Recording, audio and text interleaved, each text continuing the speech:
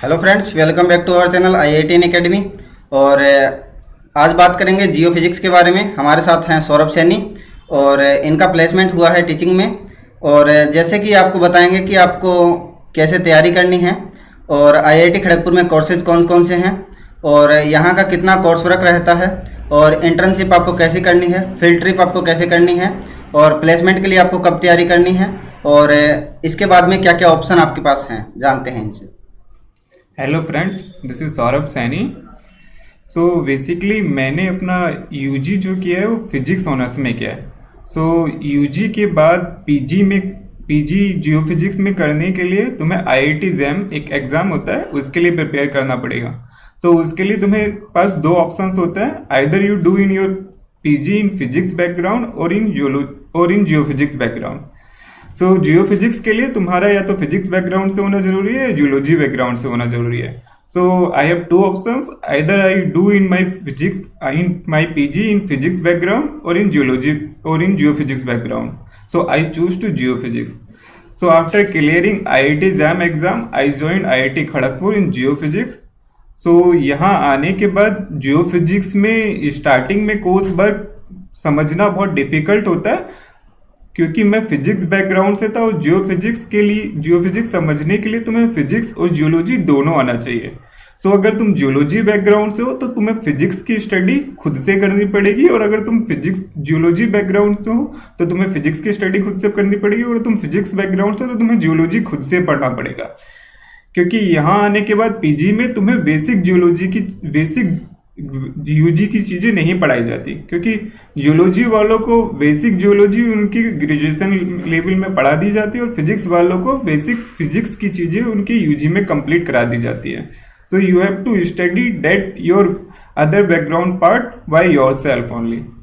सो यहाँ आने के बाद तुम्हारा फर्स्ट सेम में जो लोड रहता है वो बहुत ज्यादा रहता है, तो उसको कम करने के लिए तुम्हें अपना अदर बैकग्राउंड को अच्छे से पढ़ना पड़ेगा। सो यहाँ पे तुम्हारा फर्स्ट सेमेस्टर जो रहता है वो सबसे ज्यादा कॉम्प्लिकेटेड और डिफिकल्ट रहेगा तुम्हारे लिए, क्योंकि तुम्हारा पूरा सब्जेक्ट चेंज हो जाएगा। But if you will try you can handle that very easily. और सर, जैसे कि IIT खड़गपुर की कैंपस लाइफ कैसी है? यहाँ की कैंपस लाइफ बहुत अच्छी है। फर्स्ट सेमेस्टर में तुम्हारे पास लोड रहेगा, but if you do your extra activities you will really enjoy that.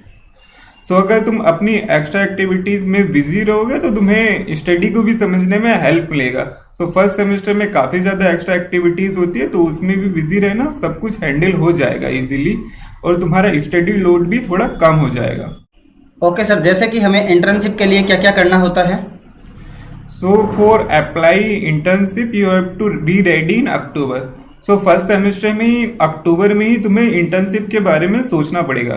तो इंटर्नशिप के लिए तुम IAS में अप्लाई कर सकते हो, ONGC में अप्लाई कर सकते हो, फॉरेन में अप्लाई कर सकते हो और स्लम्बर्जर में अप्लाई कर सकते हो। But Schlumberger will take only integrated students. As in geophysics यहाँ पर दो टाइप के स्टूडेंट्स होते हैं, एक MSc स्टूडेंट होता है, एक इंटीग्रेटेड स्टूडेंट होता है। इंटीग्रेटेड स्टूडेंट तुम्हारा MSc और BSc और MSc जॉइंट एक प्रोग्राम होता है 5 years का, उसको बोलते हैं हम integrated. So you have to complete them for get placement. So Schlumberger में इंटर्नशिप के लिए तुम लोगों को रिक्रूट नहीं किया जाता है, मीन्स हम लोगों को रिक्रूट नहीं करते हैं MSc वालों को। सो इंटर्नशिप पाने का सबसे अच्छा तरीका ONGC। ओके सर, जैसे कि हम जानना चाहेंगे कि आपने इंटर्नशिप कहाँ की है? I have done internship from ONGC Vadodara. So internship करने में सबसे अच्छा तरीका होता है कि यहाँ पर फर्स्ट सेमेस्टर में तुम जो भी पढ़ोगे वो सब थ्योरेटिकल होगा। सो इंटर्नशिप में तुम सब प्रैक्टिकली अच्छे से कर पाओगे, जिससे तुम्हारे बेसिक डाउट इजीली क्लियर हो जाएंगे। सो must go for internship. Okay sir, जैसे कि हम जानना चाहेंगे कि आपके क्लासमेट्स जो हैं वो कहाँ कहाँ इंटर्नशिप करने के लिए गए थे? As some of students will go in IAS and NGRI and one will go in foreign also, and mostly have done their internship in ONGC. Okay sir, और जैसे कि सर ONGC कौन कौन सी है जहाँ इंटर्नशिप होती है? So there are many institute of ONGC all over India, as ONGC Badodara, ONGC Ahmedabad, ONGC Kolkata, there are many institute of ONGC you can apply in everywhere, but I will specify some specific ONGC institute as ONGC Bombay, ONGC Ahmedabad, ONGC Badodara, ONGC Dehradun. Okay sir, जैसे कि जियो physics में field trip भी होता है, तो field trip में sir क्या कुछ करना होता है? सो बेसिकली फील्ड ट्रिप एक सर्वे टाइप का होता है जहां पर हमें बहुत सारे जियोफिजिकल मेथड होते हैं, उन सारे मेथड को अप्लाई करके हमें सर्वे करना होता है। तो फील्ड ट्रिप हमारा यहाँ पर फर्स्ट सेमेस्टर के एंड में होता है और थर्ड सेमेस्टर के एंड में होता है। तो फर्स्ट सेमेस्टर के एंड में मतलब बहुत सारे जियोफिजिकल मेथड हम पढ़ते हैं, उन सारे मेथड पे ही हम एक एक करके हमारे कई सारे फील्ड विजिट होते हैं। सो फर्स्ट सेमेस्टर के एंड में तुम इलेक्ट्रोमैग्नेटिक मेथड में फील्ड ट्रिप करते हो, साइस्मिक मेथड में फील्ड ट्रिप करते हो। So these are two method for field trip. और in third semester you will be go for magnetic and gravity field and borehole geophysics. जैसे कि जियो physics के अंदर प्लेसमेंट होता है, तो किस किस कंपनीज में होता है, या कोर में, नॉन कोर में, आप बताइए। सो इन फर्स्ट सेमेस्टर जैसे कि मैंने पहले भी बता दिया कि लोड ज्यादा रहेगा, but in second semester life बहुत ज्यादा चिल हो जाती है, उतना ज्यादा लोड नहीं रहता है। हम सब समझने लगते हैं कि कैसे कैसे हमें प्रिपेयर करनी है। तो सेकेंड सेमेस्टर के एंड में ही हमें डिसाइड कर लेना पड़ेगा कि हमें फ्यूचर में करना क्या है। एज प्लेसमेंट के लिए हमारे पास दो ऑप्शंस है, हम या तो कोर में जा सकते हैं या तो नॉन कोर में जा सकते हैं। So basically if you want to apply in core field you have to really work hard and you have to also be lucky for get place in core, and there is second option in non core. So first तो पहले हम core field के बारे में बात करते हैं। तो कोर फील्ड में प्लेस्ड होने के दो ऑप्शन है, या तो तुम कैंपस से प्लेसमेंट ले सकते हो या फिर तुम गेट क्लियर करके प्लेसमेंट ले सकते हो। सो कैंपस प्लेसमेंट के लिए बहुत सारी कंपनियां नहीं आती हैं, there are very few companies. So campus placement के चांस बहुत कम है और उसके लिए तुम्हें लकी भी होना पड़ेगा। जैसे अगर तुम्हारी क्लास स्ट्रेंथ 20 है तो उसमें से मुश्किल से 5 लोगों का कैंपस प्लेसमेंट होता है, बाकी सबको कोर में प्लेसमेंट लेने के लिए गेट के लिए प्रिपेयर करना पड़ेगा। ओके सर, जैसे कि कौन कौन सी कंपनीज आती है sir? So first company is Schlumberger. Second company is ONGC, but ONGC will not recruit us. They will be go for integrated pupil. And third company is ExxonMobil, Vedanta. These are the mainly companies that will come in IIT Kharagpur to get placed. And there is second option in non-core field.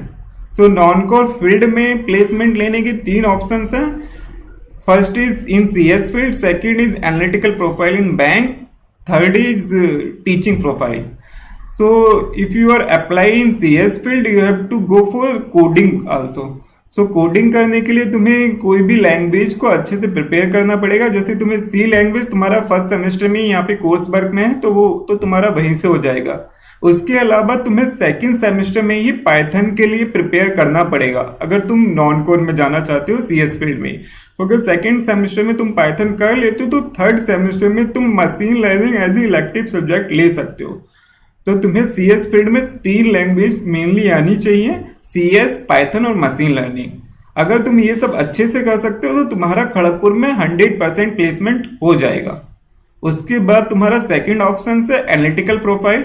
Analytical profile in bank analytical profile के तुम्हें reasoning वगैरह पे focus करना पड़ेगा test clear करके, उसके बाद भी तुम्हारे चांसेस है प्लेसमेंट होने के।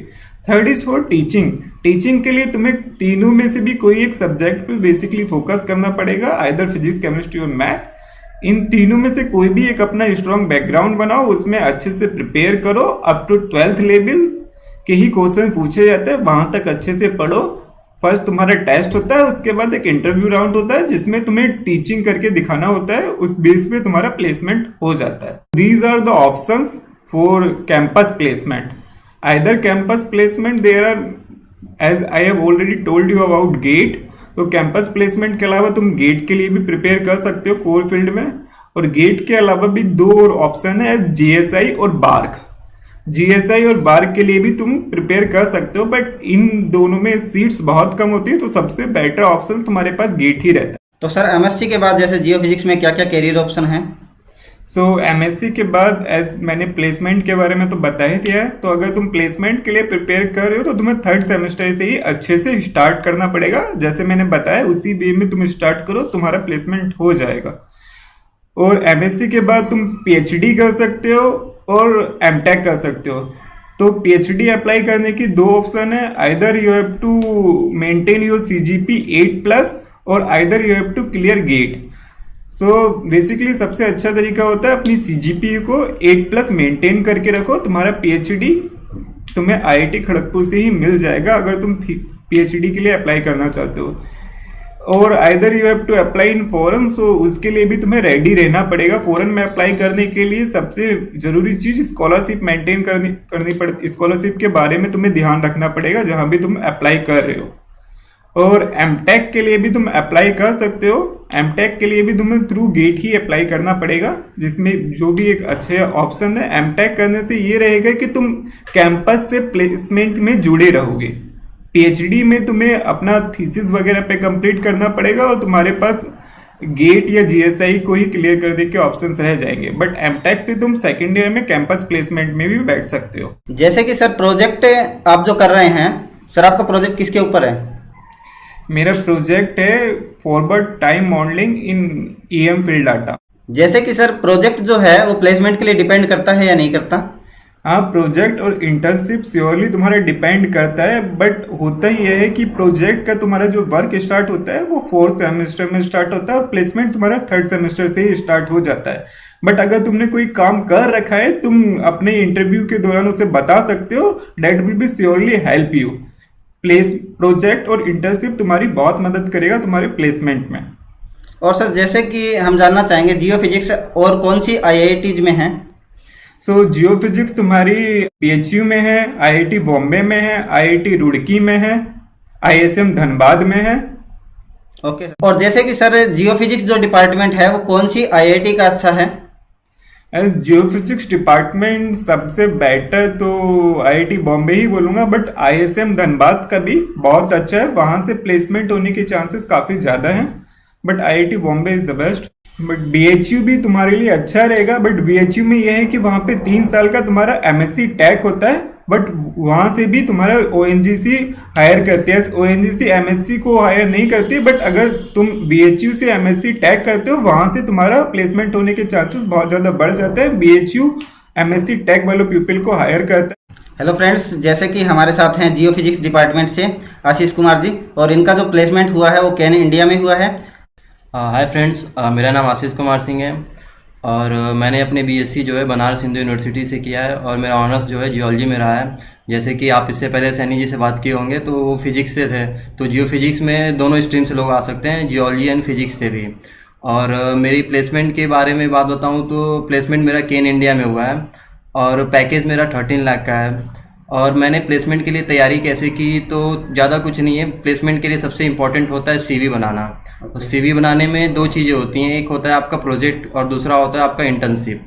वो दोनों चीज़ इंपॉर्टेंट होती है, इसलिए अपना इंटर्नशिप काफ़ी ध्यान से और अच्छे से करिएगा और प्रोजेक्ट जो है उसमें भी थोड़ा बहुत काम कर लेंगे तो आपके लिए अच्छा होगा। दूसरा, जैसे कि हम जानते हैं प्रोजेक्ट होता है, तो आप अगर प्रोजेक्ट में कुछ काम किए रहेंगे तो वो आपको हेल्प करता है इंटरव्यू में। ओके सर, जैसे कि आपने प्रोजेक्ट जो है वो किस पे, आपका टॉपिक क्या है? मेरा प्रोजेक्ट जो है वो फ्रैक्टल एनालिसिस का टॉपिक है। तो इंटरव्यू के लिए ये ज़्यादा इंपॉर्टेंट रहता है कि अगर आपका जो प्रोजेक्ट होता है वो अगर उनके काम से रिलेटेड थोड़ा रहता है तो वो काफ़ी इंटरेस्ट होते हैं आपके प्रोजेक्ट में और ये आपके हेल्प करता है इंटरव्यू में काफ़ी। ओके सर, जैसे कि आपने इंटर्नशिप कहाँ से की है सर? मैंने इंटर्नशिप की थी ओएनजीसी वडोदरा से और मेरा जो टॉपिक था वो साइस्मिक डेटा प्रोसेसिंग था।